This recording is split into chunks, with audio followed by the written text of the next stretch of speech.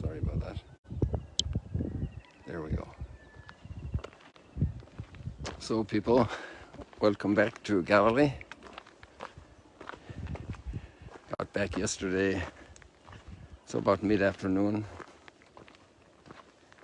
And because of Confrere, who's a biblical scholar, he wanted to come up on Mount Arbel. He'd never been here before, so that affords you a complete view here of this part of the Sea of Galilee from up here on high. A magnificent sunrise. Oh, there he is over there, actually. You can see him there. Father Vincent's Harriman. I know him since he was a little boy, long before he was a teenager, because his older brother joined our community also, and he's a marvelous priest serving in Germany now after many years, serving our whole community worldwide. And over here we have Wadi Hammam, and so we drove over to the parking lot over there and come in where that line of trees are. That's the wadi, where there's water and a spring over there, and we came up from the back of the mountain here. So now there's just a little bit of our stroll left here for you. I didn't realize it kind of took me by surprise. I'd love to have caught the first moment, but there we are. We rejoice in what great blessings we have always. So many times we wish we had done other things, right? But this is a very good thing to be here this morning and enjoying this nature. I had a great time in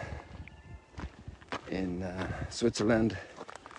Our first week was, we were right on the border of Switzerland, but in Italy, in a little retreat house that I was actually tempted to do a video, but just didn't have the time.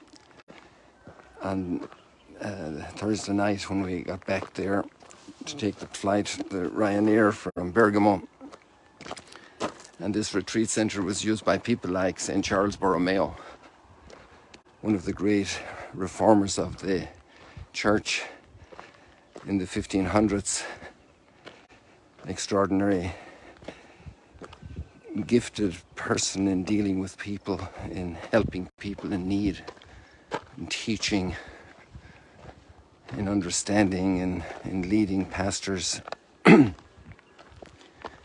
his, I think it was his brother, his cousin, also had an extraordinary role at that time. That's another subject, but it's amazing then that house was founded back then in that time. And it was also used by Capuchins. That's a branch, a reform branch of the Franciscans. And they started around 1200, a little after 1200. And then a couple hundred years later, the Capuchins started as a reform of the Franciscans. And then we saw more of their work in Switzerland, in a very old house that goes back to shortly after the time of St. Francis. We didn't stay there, but they also have an ancient library, an amazing treasure, a beautiful little garden, a wonderful view. People who start out renewing lives always look for some solitude, some quiet place to have their soul withdrawn from the pressures of the times, oftentimes the corruption of the times, but then they're able to go out and bring good news and bring light into a world in chaos. Let there be light. You know, we're reading from Genesis now with the story of Abraham, which is such a delight, and we're just getting snippets of the story, really, and particularly his encounters with God repeatedly, and how he's just an ordinary guy, or an extraordinary guy. It's both, you know, and the challenges of herding as a Bedouin across the plains of Chaldea, across the hills, looking for lost sheep, prospering, doing very well, but at the same time very deeply frustrated because he doesn't have a child, an heir. And I think it was yesterday we had that conversation between him and God and saying, you want one of my workers to inherit all that you have promised me? And he loves Ishmael. And he asks God to bless Ishmael, which God does. God doesn't revoke his blessings.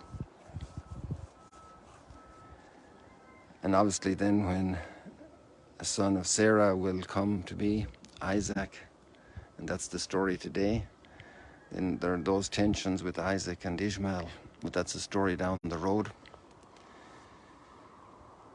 So here today we are with that promise renewed. And the famous name of Isaac is also explained how Sarah laughs. And that's the meaning of the word Isaac. That sometimes we laugh at God's plans. We can't think that they're for real. And this happened all through time. And then we were staying at another monastery in one called Disentis. It was actually founded in the year 720. And we stayed there one night en route to Einsiedeln. And we were at that time in the very core of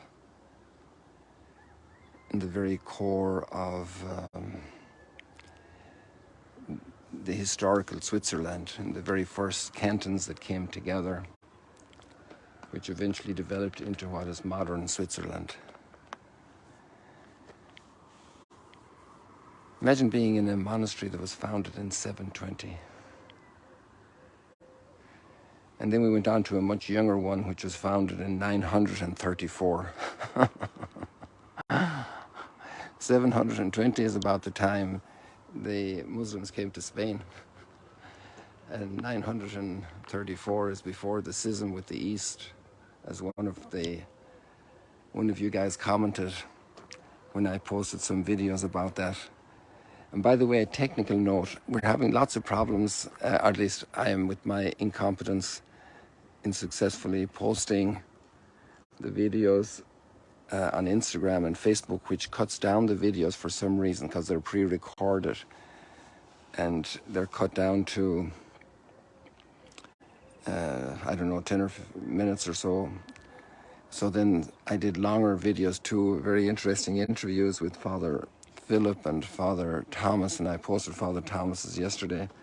And maybe it's even up a couple of times. I might have to delete one because it gets cross-posted from Instagram. So, but I really encourage you to look at the videos even briefly, look at snippets of them and fast forward and see pieces of them. It's just amazing, that culture. And they're what Abraham started, and Sarah and Isaac, a promise that God gave them. And there we see that in a track of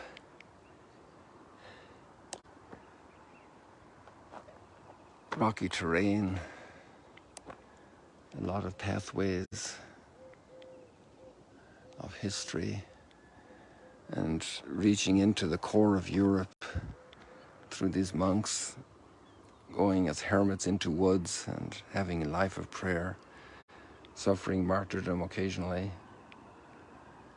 And then their monastery in Einsiedeln, where we were for another week, was destroyed, or semi-destroyed, 5 times in the last almost 1100 years.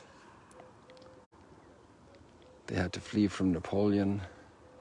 His troops, the French troops, actually did burn down part of the monastery. And they had fires, and then we got to see the library. You got to see that. It's just an amazing library. And you'll see that on the YouTube post, because the Facebook cut it off, and also the Instagram. And it's easy to find the YouTube. The link is provided here. It's just amazing.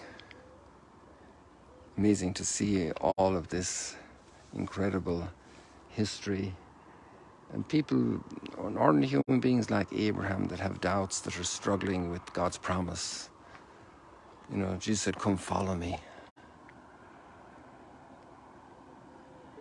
And we have a great gift and message of salvation. And there are times of laxity, we slow down, like climbing up the mountain, you know, you stop. The mountain of the spiritual life, which has been a famous image also. You just think of Mount Sinai. And here we have the Mount of Beatitudes right in front of us here.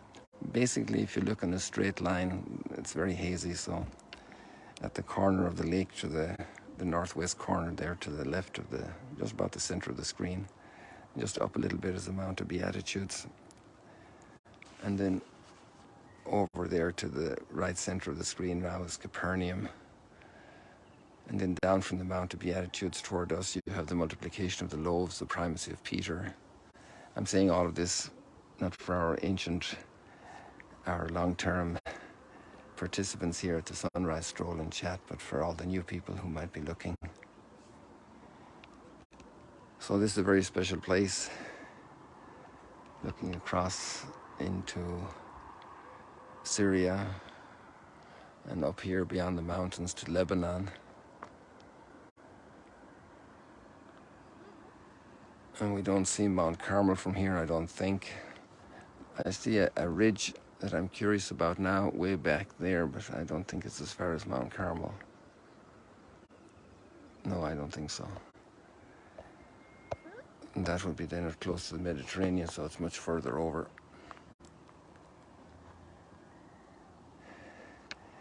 You know, all the practical things that happen in today's reading, the act of hospitality. Abraham has these three visitors, this famous biblical scene, and he offers them hospitality. The first gesture comes from him. Well, the first thing is that they came and stopped under the oak tree at his place, you know, at his tent.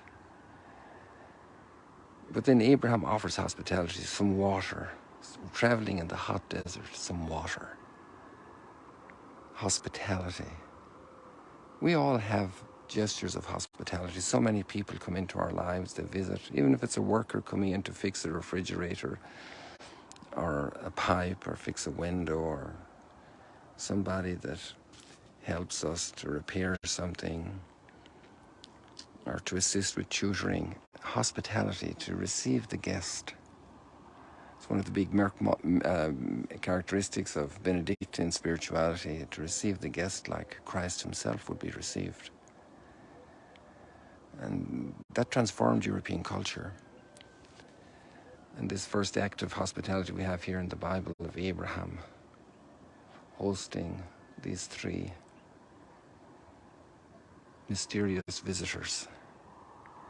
And this triggers something marvelous, the renewal of God's promise to him, becoming more and more concrete. Because, you know, we're kind of funny people, we human beings, that if God promised to Abram, I'll give you a son, he had it the next day, Abram think he did it himself, you know. But he had to wait a long time, a long coaching, from 75 to 100. You know, it's a long wait. A long wait. Takes a lot of time to do a doctorate like this young man has just completed wonderfully on a famous Syrian disciple, Ephraim, in the 4th century, just across there where the sun is rising. And his great contribution to understanding the gift of the gospel for ordinary people. And the exercise of hospitality is for ordinary people. Just imagine, there's a beautiful feature of Middle East here, really. Like any of these families, and I don't know any of them, a few of them, because some of them work in Magdala, in this village. If I go there, they'll offer me something to drink right away, something to eat, especially if they're having a meal. I've never been walking in the Judean desert and meeting Bedouins who don't offer something. And from that offering, relationships build. It's amazing how a small thing builds a lot. The centurion comes today in the gospel to Jesus and said, Jesus, come and cure my servant. And all that came from that, he walked to find Jesus for his servant. all the little deeds of service and how they trigger huge developments. None of our actions are on their own. They're not too small to be important. And they involve our mind to understand, to perceive. They involve our heart to add that affection, to do it personally, because each person who comes into my life is so important, to love them. It involves my hands to prepare that water, to prepare that food, that piece of bread, that meal. And it's amazing how through these practical things, going to get somebody to help the servant who is sick, through these practical things, so much bursts forth. I think that's our big message today, and we leave it like that for this morning. And wish you many, many blessings. There's a lot more things I'd like to tell you, but little by little, they'll come out in the story as we go along. So I can go into the selfie moment this way here, so you get the sunrise and the selfie at the same time. I don't know if that'll be possible. Let's see here. There we go. See you later, alligators. God bless you.